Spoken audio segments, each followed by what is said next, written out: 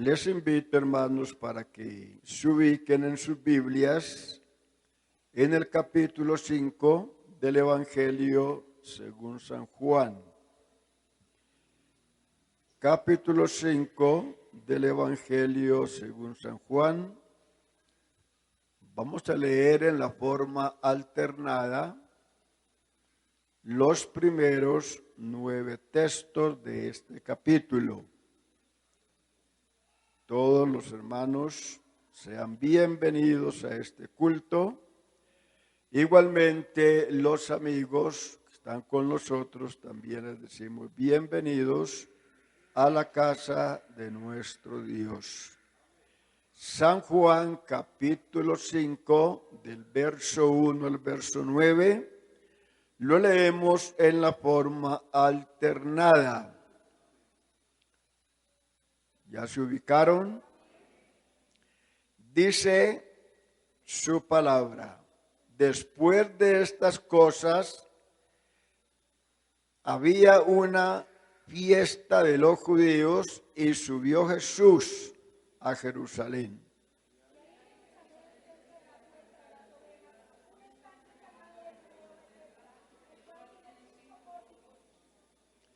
En esto yacía una multitud de enfermos, ciegos, cojos, paralíticos, que esperaban el movimiento del agua.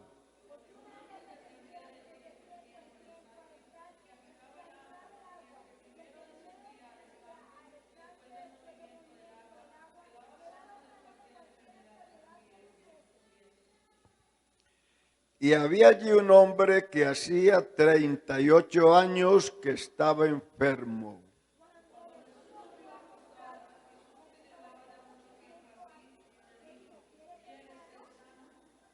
Señor, le respondió el enfermo, no tengo quien me meta en el estanque cuando se agite el agua.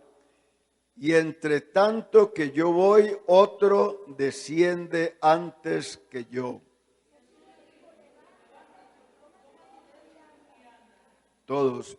Y al instante aquel hombre fue sanado y tomó su lecho y anduvo, y era día de reposo aquel día. A su nombre, a su nombre. Bien, hermano, sea tan amable y tome su lugar. Y gracias le damos siempre a nuestro Dios por su presencia en nuestro medio y por los hermanos que han venido para darle la honra y la gloria a nuestro Dios. Así que gracias al Señor Jesús, porque siempre Él está pendiente de cada uno de nosotros. Quiero, hermano, invitarles para que pensemos en la impotencia del hombre bajo la ley y el poder de Dios para sus hijos bajo la gracia. La impotencia del hombre bajo la ley y el poder de Dios para sus hijos bajo la gracia. Hemos leído una historia conmovedora, también una historia triste, que realmente nos habla de la impotencia del hombre y el poder de Dios para nosotros en esta dispensación de gracia. La palabra Betesda significa casa de misericordia. Oiga, casa de misericordia.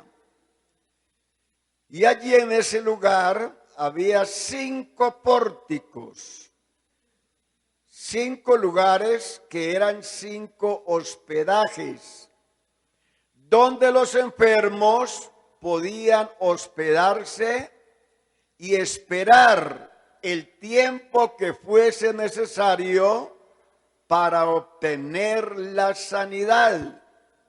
Oiga, eran 5 pórticos Y usted sabe que el número 5 nos habla de la gracia de nuestro Dios.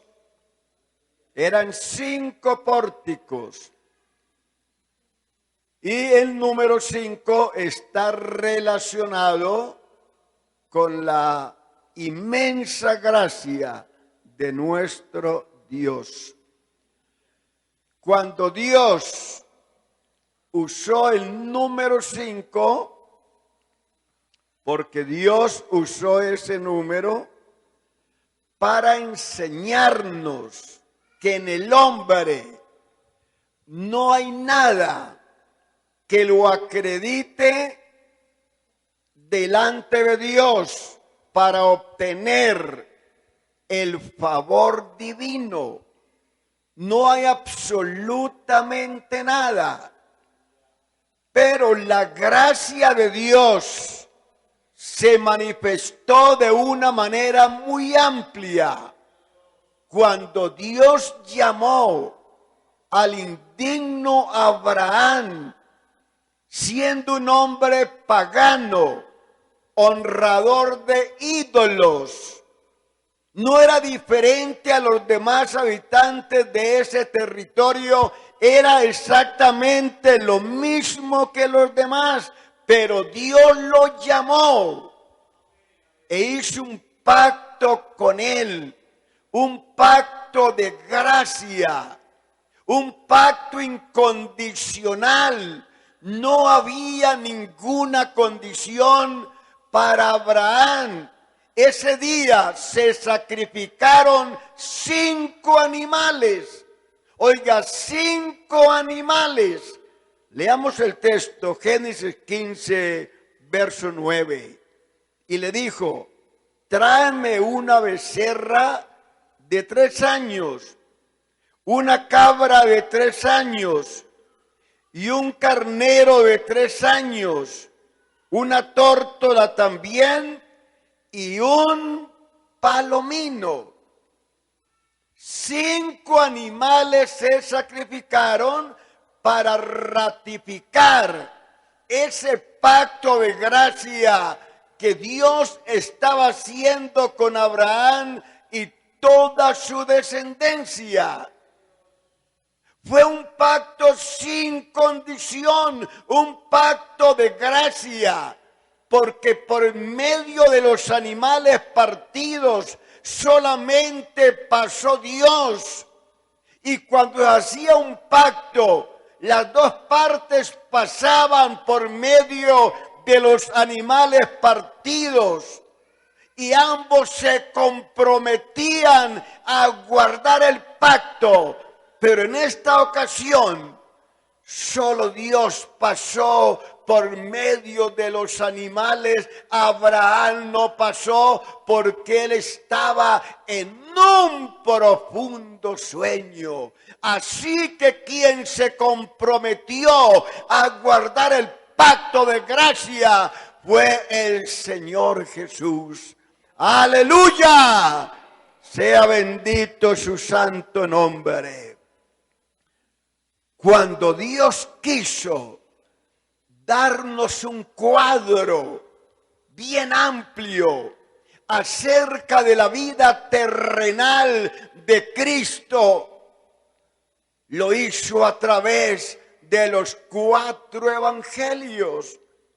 Pero cuando Dios quiso darnos un cuadro acerca de su infinita gracia, lo hizo a través de las 5 ofrendas que hallamos allí en el libro de Levítico. 5 ofrendas, número de gracia. Había ofrenda por la omisión, había ofrenda por la comisión, había ofrenda por los pecados de la naturaleza pecaminosa, había ofrenda por los hechos malos y había ofrenda para obtener la paz con nuestro Dios. De maneras que la gracia de Dios, oiga, la gracia de Dios nos da lo que nosotros no merecemos. Y la misericordia de Dios no nos da lo que nosotros merecemos, porque dice el Salmo que Dios no nos ha pagado conforme a nuestros pecados. Una alabanza para el Señor, a su nombre. Y ese paralítico representa al hombre bajo la ley, al hombre impotente bajo la ley. Eso representa el paralítico. ¿Cuántos años llevaba el paralítico allí esperando el movimiento del agua? 38 años. Y 38 años divagó el pueblo hebreo por el desierto sin poder entrar a la tierra prometida. Y eso llevaba el paralítico, 38 años sin poder llegar allí al estanque. Hay una pregunta: ¿por qué? ¿Por qué razón el paralítico no había podido ser curado cuando el estanque estaba tan cerca del paralítico? Porque no estaba a distancias, a kilómetros, a días de camino, estaba muy cerca del paralítico. Pero a pesar de estar tan cerca del lugar de curación, el hombre llevaba 38 años sin poder obtener la sanidad. ¿Cuál era la razón? La razón muy sencilla. Y es que lo que el estanque exigía para que el paralítico pudiera obtener la sanidad era poder, era fortaleza, era virtud, era fuerza. Pero eso era lo que el paralítico no tenía. Era impotente, no tenía fuerza, no tenía poder, no tenía vigor. Y para llegar allí necesitaba poder. Y el estanque no le daba el poder de poder llegar allí. Cuando llegaba y encontraba que el agua estaba siendo revuelta y se metía, el hombre salía sano de cualquier enfermedad que estuviese padeciendo, pero el estanque no le daba el poder para él llegar y meterse allí. Por eso llevaba ya 38 años esperando la ocasión y cada vez era imposible.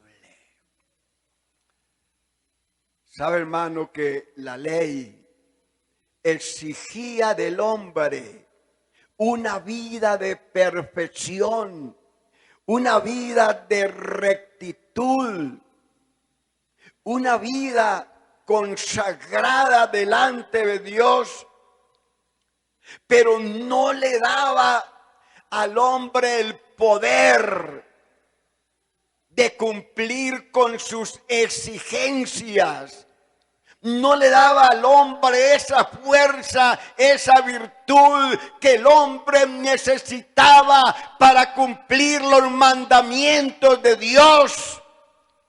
La ley le dice al hombre: si quieres tener vida, haz esto y vivirás.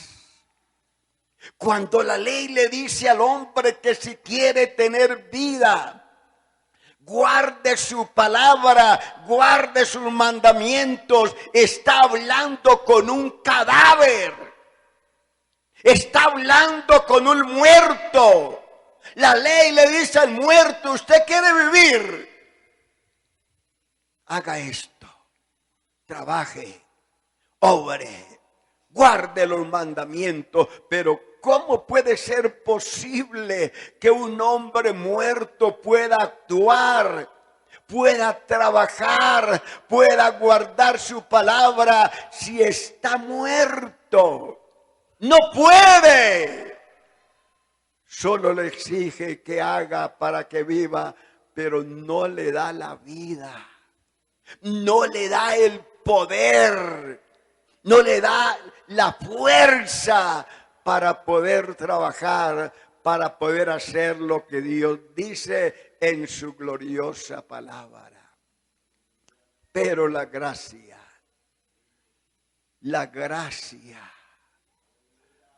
es muy diferente.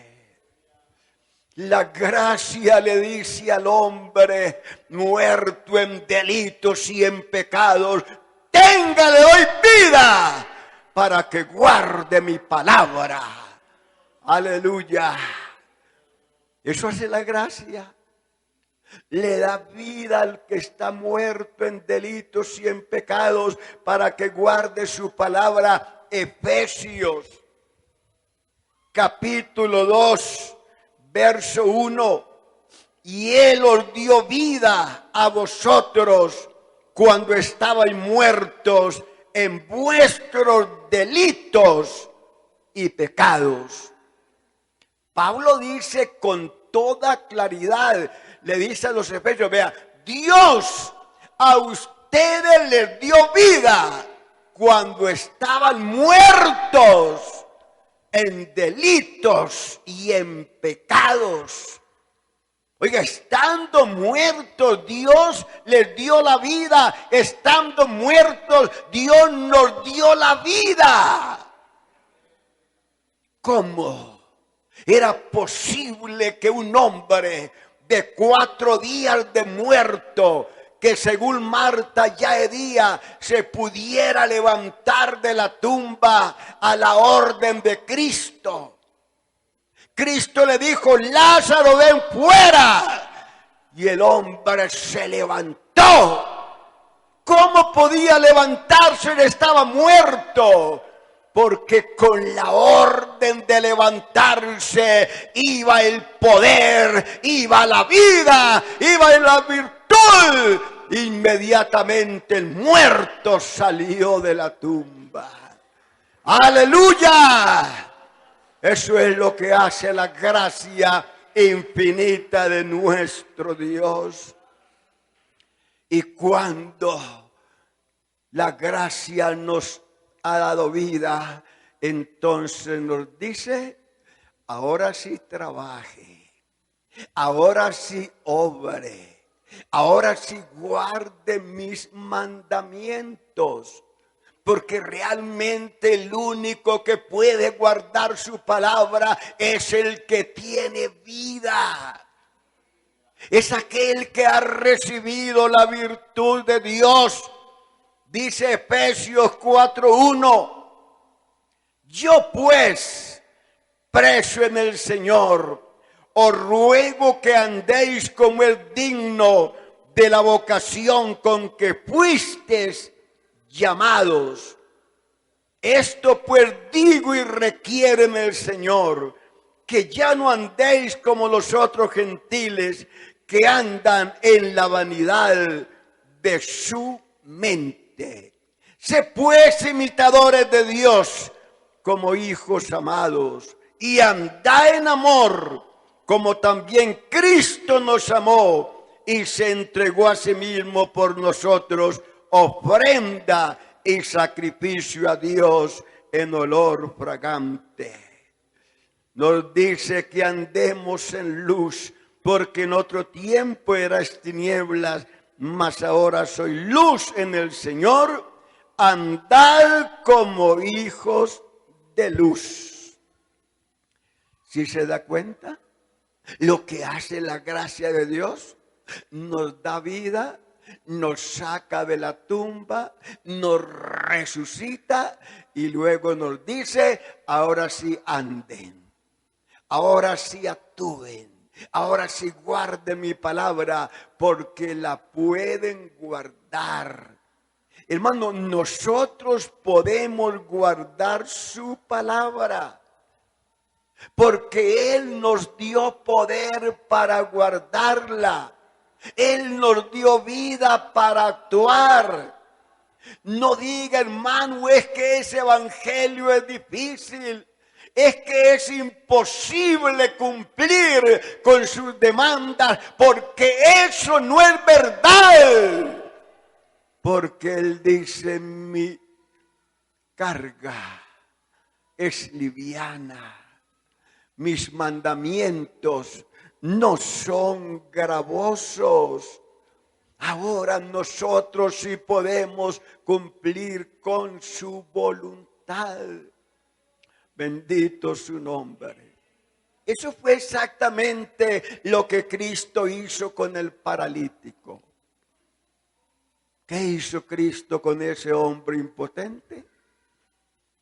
Le dio vida, le dio poder para que se levantara de su estado. Le dice, levántate, toma tu lecho y anda. Miren, lo levantó, levántate. Pero Jesús no lo cogió de una mano. Jesús no lo cogió de la cintura y lo levantó y lo sostuvo. No, no, no, no. El Señor le dijo, levántate. Le ordenó que se levantara y el paralítico obedeció. El paralítico se levantó, el paralítico creyó, el paralítico actuó, obró. No esperó que el Señor lo levantara, porque la fe verdadera es una fe que tiene obras, porque la fe sin obras es muerta. Aleluya, levántate. Y el hombre se levantó. Pero no solo se levantó, sino que el Señor le dijo, toma tu cama. Oiga, toma tu cama y anda. No solo le dio poder, le dio vida para dejar ese estado de impotencia, sino que también le dio poder sobre la cama. Vea, la cama que lo había tenido postrado más de 38 años. La cama que era el Señor del paralítico, ahora se convierte en siervo del paralítico, porque ahora no es la cama que tiene poder sobre el paralítico, ahora es el paralítico que tiene poder sobre la cama. ¡Aleluya! Se le echó al hombro y salió para su casa. Hermano, eso es lo que Cristo ha hecho con nosotros. Nos sacó del lodo cenagoso del pecado.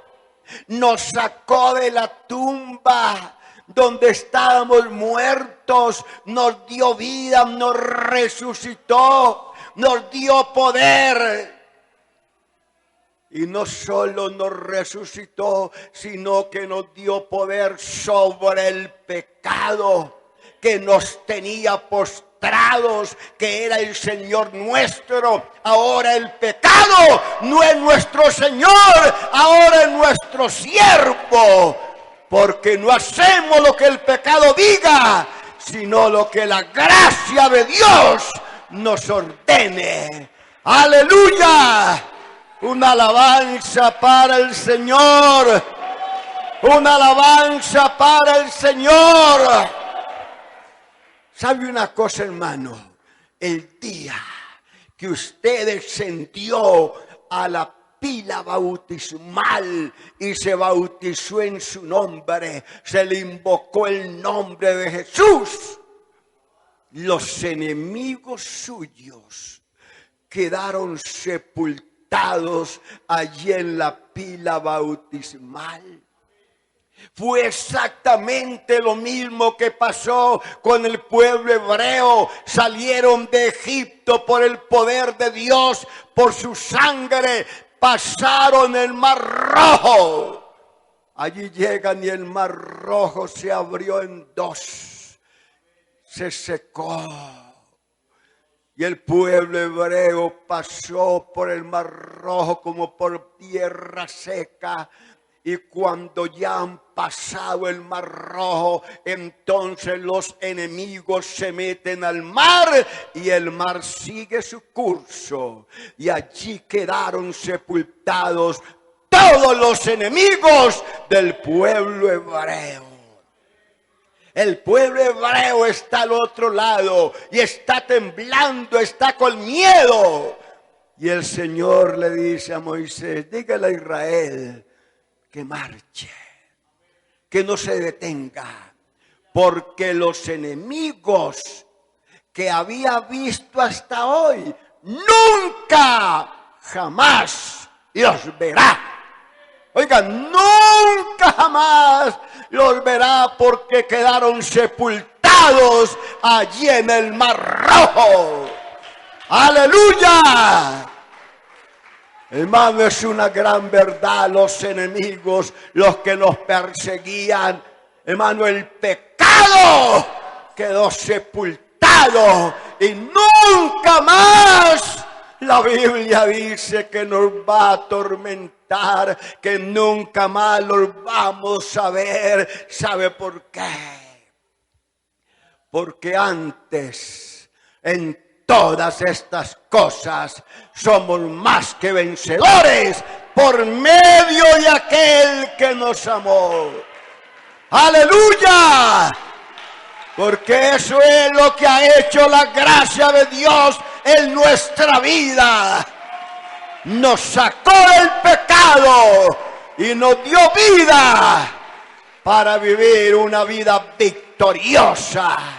Hermano, hay que creer que al pecado, que al mundo nunca vamos a volver.